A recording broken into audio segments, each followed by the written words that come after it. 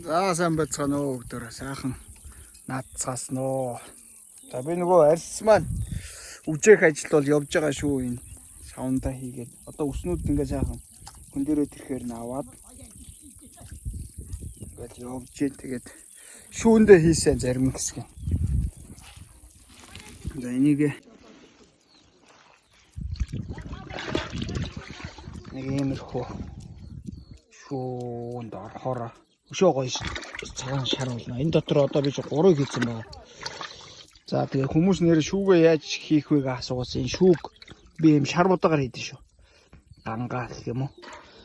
Тэгээ шар будаа бордавснаас 2 хилийг ороод 10 литр шар цагаан дотор 1 кг шар будаа хийгээд тэгээд 1 аяга буюу 250 г хужир хийгээд тэгээд тэр чинь тэрнээсээ би ч одоо 2-3 удаа яг тэр бордоор тогоонд чанаад шар будаага бүр ингээд юм нутаг болтно. Чанаад хийгээд байгаа.